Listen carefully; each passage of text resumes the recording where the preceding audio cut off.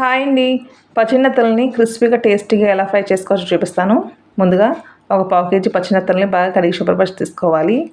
ఇప్పుడు ఒక బౌల్ తీసుకొని అందులో ఒక స్పూన్ అల్లం వెల్లుల్లి పేస్ట్, ఒక స్పూన్ కారం, కొద్దిగా పసుపు, రుచికి సరిపడా సాల్ట్ వేసుకోవాలి. ఇందులోనే 1½ స్పూన్ వరకు కూడా కార్న్ఫ్లవర్ వేసుకోండి. 1½ స్పూన్ శనగపిండి వేసుకోవాలి. ఒక స్పూన్ చికెన్ మసాలా వేసుకొని సగం నిమ్మకాయని ఈ విధంగా రసం తీసి వేసుకోండి. ఇప్పుడు ఇందులో కొద్దిగా వాటర్ వేసుకొని మసాలా ఈ విధంగా కలుపుకోవాలి. మరి పలుచగా కాకుండా ఈ విధంగా కలుపుకోండి. ఇప్పుడు ఇందులోకి కడిగి శుభ్రపరచుకున్న పచ్చినెత్తలన్నీ కూడా వేసుకొని ఈ మసాలా అంతా కూడా బాగా పట్టే విధంగా కలుపుకొని ఒక అరగంట పాటు ఫ్రిడ్జ్లో పెట్టుకోండి. ఇప్పుడు స్టవ్ ఆన్ చేసుకొని ఒక ప్యాన్ పెట్టుకొని అందులో డీప్ ఫ్రై సరిపడా ఆయిల్ వేసుకోండి. ఆయిల్ బాగా హీట్ అయిన తర్వాత ఈ నెత్తలన్నీ కూడా ఒక్కొక్కటి వేసుకొని స్టవ్ని మీడియం ఫ్లేమ్లో పెట్టుకొని ఫ్రై చేసుకోండి.